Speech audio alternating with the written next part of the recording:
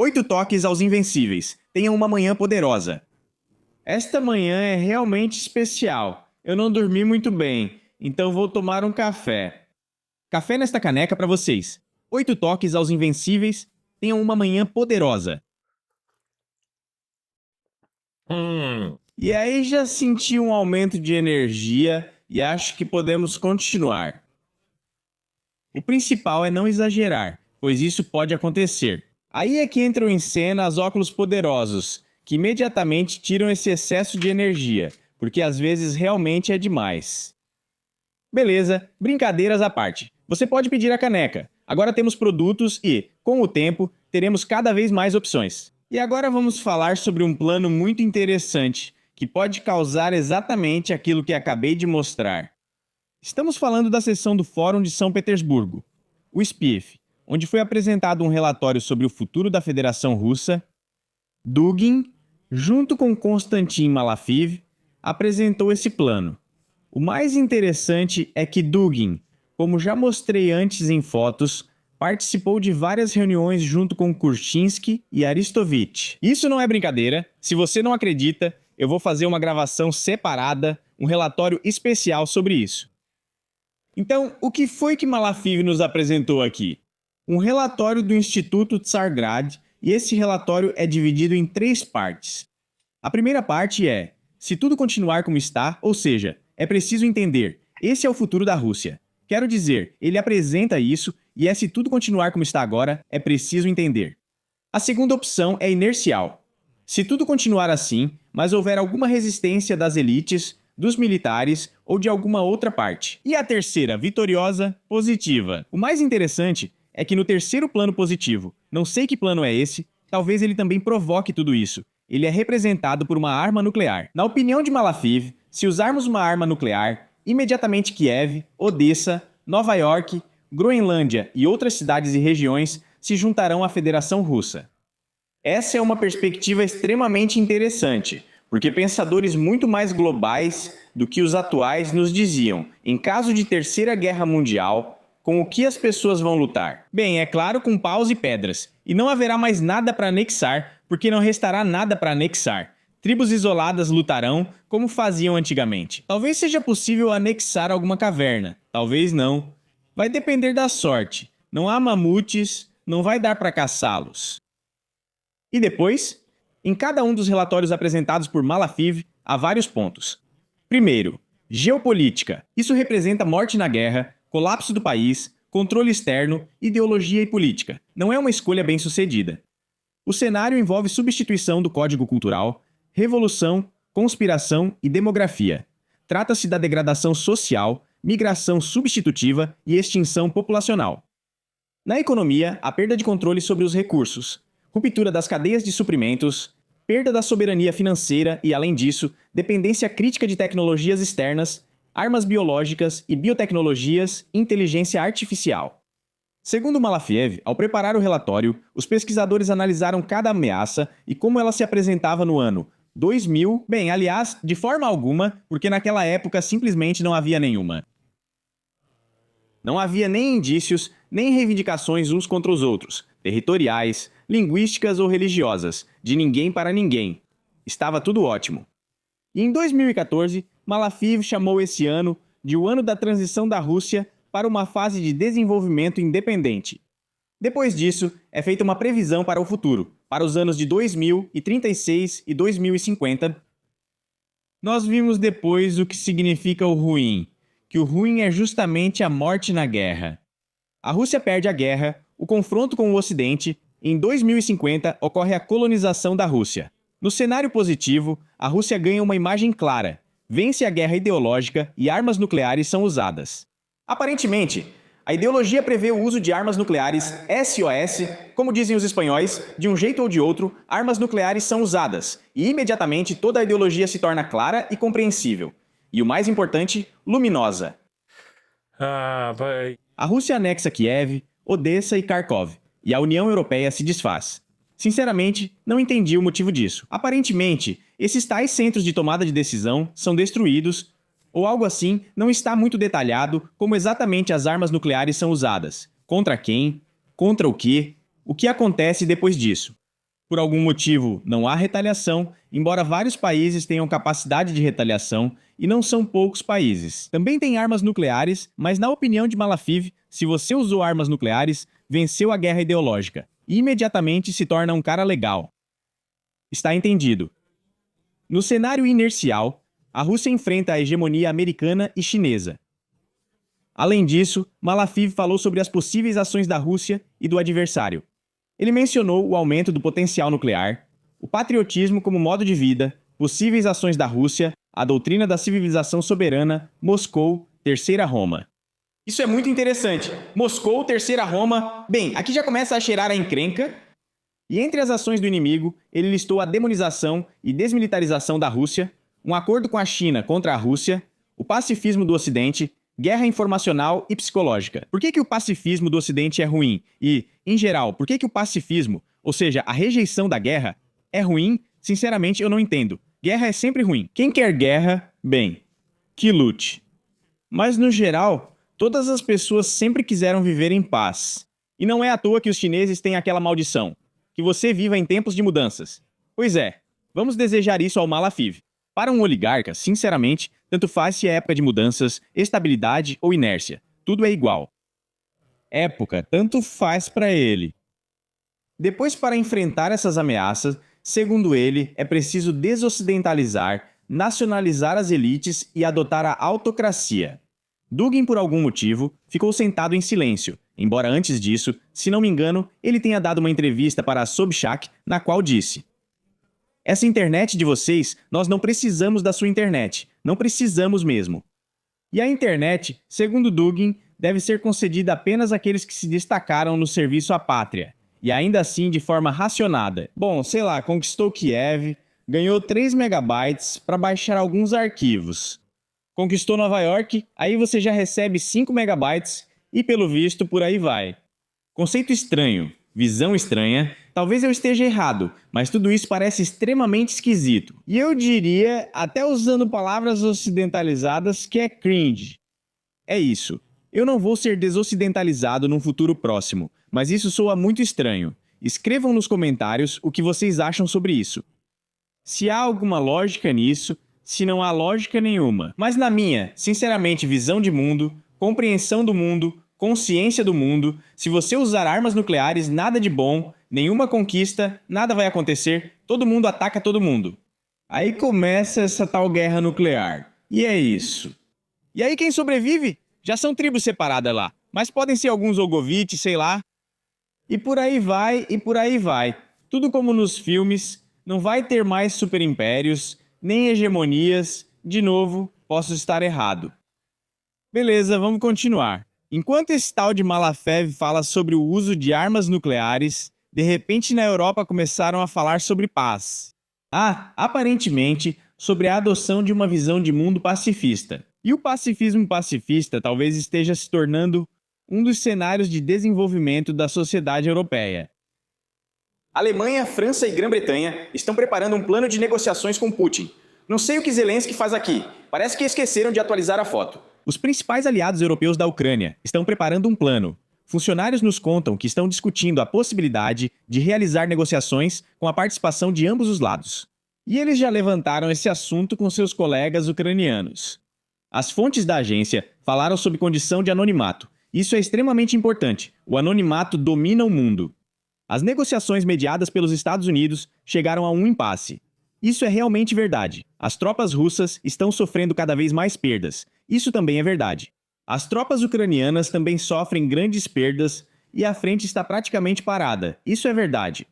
Por isso, 3 países veem chance de colocar Vladimir Putin à mesa de negociações. Mas assim que se começa a falar sobre negociações, logo aparecem termos estranhos. Colocar Putin à mesa de negociações parece até uma certa violência. Mas já poderiam ter dito isso em seus artigos. Mas se vocês são diplomatas e querem alcançar negociações por métodos diplomáticos, então mostrem respeito às partes envolvidas nas negociações. Um chama Zelensky de vários nomes, outros também o chamam assim. Esse colocar soa até meio violento. Bem, é isso que me vem à mente. Tudo isso parece extremamente estranho.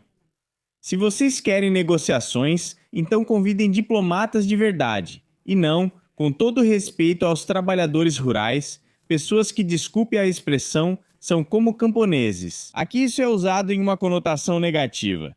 E usem especialistas, não esses aí. Tudo bem.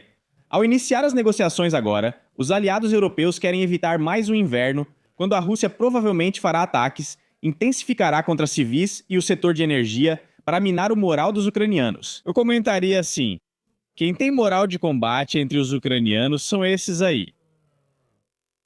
Ukeles, Tostolobikov e outros que constroem essas mansões. Mas aqueles que realmente estão na linha de frente, os soldados e oficiais de combate, não os frequentadores de barbearia, esses sim são pessoas corajosas, pessoas que já viram de tudo, ao contrário dos frequentadores de barbearia, que além dos mesmos arbustos e tudo mais, não viram nada. Eu acho que vocês lembram, né, daquele super militar que hoje apareceu e se mostrou como alguém vindo da zona de combate. Ele se sujou com lama de uma poça e parabenizou todas as mulheres pelo Dia das Mães. Esse é o Uelis. Eu já mostrei ele aqui, não vou mostrar o vídeo de novo, mas isso é pesado. Se personagens assim aparecem no cenário político, para não usar outros termos, então, sinceramente, eu não sei. Aqui nem é que um cenário negativo está chegando para nós, é algo diferente. Então, novamente, é mencionado aqui que a decisão final sobre tentar dialogar com a Rússia cabe ao Zelensky. Acho que esse é um excelente plano de paz. É isso, pessoal. Tchau. Até logo, o vídeo acabou. Brincadeira. Porque somos obrigados a ler tudo isso. Os países europeus não vão pressionar o presidente ucraniano a adotar uma estratégia com a qual ele não concorda. E aqui passamos para a estratégia com a qual Zelensky concorda. Aqui, de repente, ele discute com Rutte, o secretário-geral da OTAN, que aliás chegou a Kiev literalmente ontem, a possibilidade de negociações diretas com Putin. Zelensky afirma estar pronto para iniciar imediatamente negociações diretas com Putin para encerrar a guerra. Segundo ele, a Ucrânia não quer esperar até que os Estados Unidos resolvam todos os outros conflitos. Ele afirmou que, no momento, a Ucrânia não é a principal prioridade para Washington, e que o Irã é uma prioridade maior para eles do que a Ucrânia. Por isso, Kiev está pronto para agir sem esperar. Zelensky diz estar pronto para negociar diretamente com Putin e encerrar a guerra sem esperar que os Estados Unidos resolvam todos os conflitos mundiais.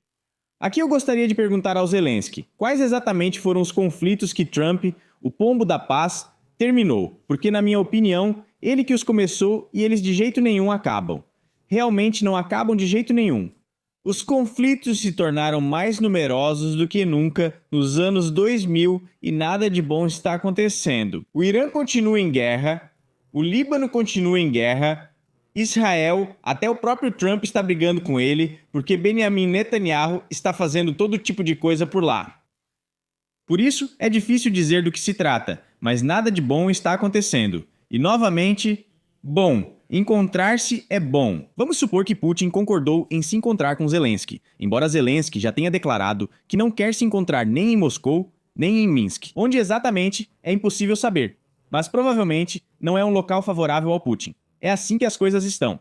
Depois, sobre o que conversar. Eles vão falar sobre como acabar com a guerra, mas podem continuar essa conversa por anos, se encontrando, gastando dinheiro com discursos dos pagadores de impostos. De novo, provavelmente já é a 100ª vez que digo isso, mas isso é feito pelos corpos diplomáticos de ambos os países. Um país negocia com o outro, forma um documento final, começa primeiro com um documento preliminar, termina com o final e depois os presidentes se encontram e assinam esse documento. Só isso. Se começarmos esse tipo de conversa, podemos falar por muito tempo e, claro, de forma produtiva, mas não chegaremos a lugar nenhum. E depois anunciar na mídia que eles exigem uma coisa, nós exigimos outra, lá destruíram uma coisa, ali bombardearam outra e, naturalmente, ninguém vai chegar a lugar nenhum. Além disso, de repente os Estados Unidos apareceram do nada, como dizem os ucranianos, e disseram que podem posicionar armas nucleares em outros países da Europa. Isso sim é uma reviravolta, diríamos nós. Não vamos dizer isso, pois parece que, mesmo se avisassem que a Terra queimará amanhã, ninguém se surpreenderia. Os Estados Unidos dizem que querem tranquilizar os aliados, que a redução do apoio militar convencional não significa enfraquecimento das garantias de segurança. Garantia de segurança é o quê? Armas nucleares. Isso sim é garantia. Vão atacar algum país com isso? E os Estados Unidos vão atacar o país que atacou. E vai começar uma troca mútua de ataques com ogivas nucleares. Garantia de segurança? Maravilha! Quem vai sobreviver após essa garantia de segurança? Mas importa, o essencial é que todos estão seguros, não é mesmo? Uma vez li um conto de ficção científica. Muito curto, mas me impressionou muito. Acho que ainda na adolescência. Trata-se da segunda vinda de Jesus Cristo. Não se surpreenda, é ficção científica.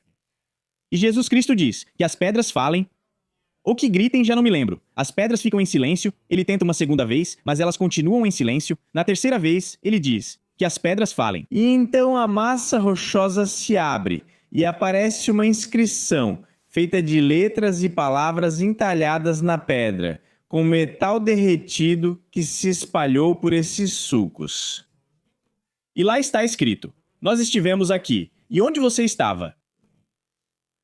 E é isso. Isso é tudo. Serafins, querubins, esses mesmos e todos os outros, enfim. Lá as hostes angelicais se mostraram impotentes para restaurar essa vida que foi embora, sabe-se lá para onde. E aí nos falam justamente sobre aquelas ogivas nucleares, que levam a isso, a uma situação como essa. Queremos que esse cenário se torne realidade? Talvez alguém queira, mas claramente não a maioria. 99 pessoas normais não querem nada disso.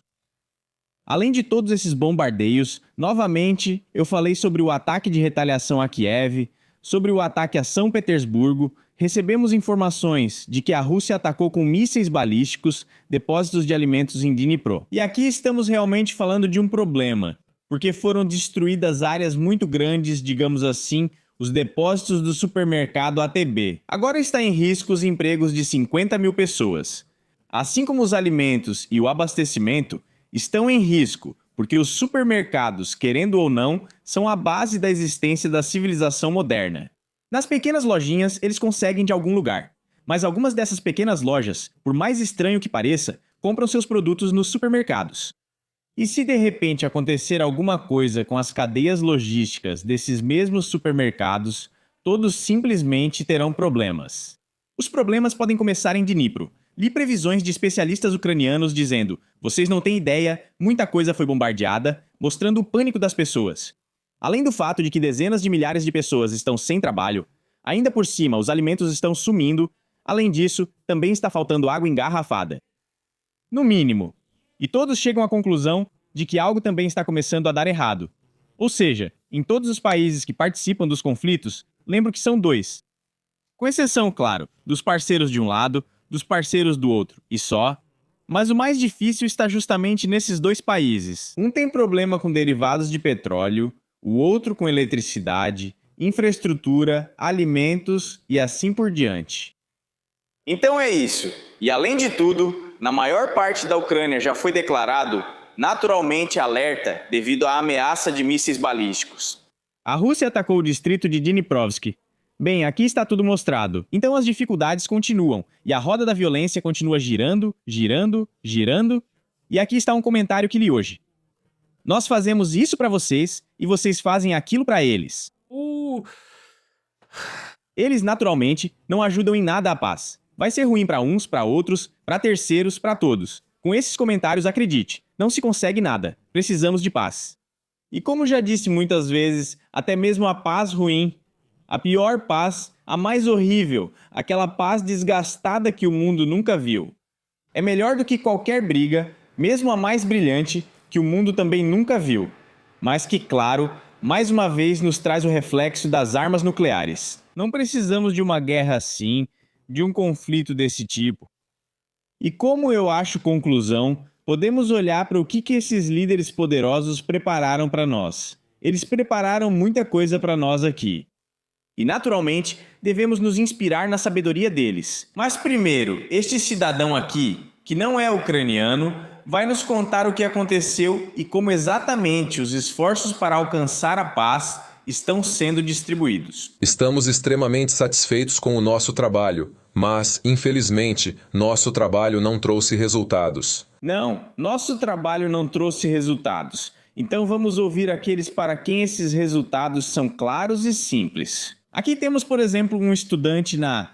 Nova aeroforma visível. E, enfim, na Telemaratona tem um novo programa, relativamente novo. Lá eles convidam vários alunos de escola, estudantes de Olimpíadas Políticas, e eles mostram sua visão de mundo. O Ministério da Defesa, ou se conseguirá na nova reforma encontrar um consenso entre a sociedade, o Estado, do ponto de vista entre a comunidade e o governo, ainda é difícil entender, mas o ucraniano também é minha língua nativa. O estudante sorridente faz uma pergunta incompreensível. Um conjunto de palavras sem nenhum sentido, e isso é maravilhoso. Meu direito e dever é defender durante a guerra. Essa atitude de buscar consenso, compromisso... O problema do palestrante é que ele não abre a boca. Ele não é um ventríloco. O ventríloco sabe justamente como articular bem as palavras. Digamos assim, conectá-las em frases sem abrir a boca. Aqui a boca está semi-aberta, mas não há nenhuma ligação de palavras em frases. São apenas palavras soltas. Este é o nosso correspondente de guerra Geitman. Não entendo por que ele é um correspondente de guerra sentado no estúdio, mas responde a uma pergunta estranha de um estudante com uma resposta igualmente esquisita. Compromisso de Mishkin. Entre quem deve cumprir deveres, servir e proteger a pátria, a quem não queira. E precisamos saber qual é o meio termo. Sou categoricamente contra essa abordagem. Estamos limpando as crianças na pressão popular. Nas Forças Armadas, apenas 20 estão na linha de frente. Parece-me que o próprio estudante fica confuso com o que está acontecendo. Porque esse tal de Geitman, com seus olhos correndo de um lado para o outro, não dá nenhuma resposta clara. Sinceramente, não dá para entender. Você está falando umas coisas sem sentido pra gente, seu correspondente de guerra. O que é isso? Aprenda a falar direito. Quem é você? O correspondente deve ou falar, se ele for algum tipo de pessoa da mídia, ou escrever, se ele trabalha em algum meio de comunicação impresso ou online. Eu acho que o correspondente de guerra Geitman não tem nenhuma coisa nem outra. Surgem associações estranhas. E por que ele se chama de Guerreiro Cor, afinal? É isso. Escrevam tudo o que vocês pensam sobre isso. O tema, na minha opinião, é extremamente interessante, especialmente este fórum e essas citações de líderes poderosos. Por isso, aguardo a reação de vocês. Até mais a todos. Quanto mais jovens nossos que são fisicamente capazes e estão em idade de mobilização e que foram para o exterior, quanto mais deles voltarem para cá. Isso certamente seria mais fácil para o nosso exército, para o nosso povo e para a Ucrânia.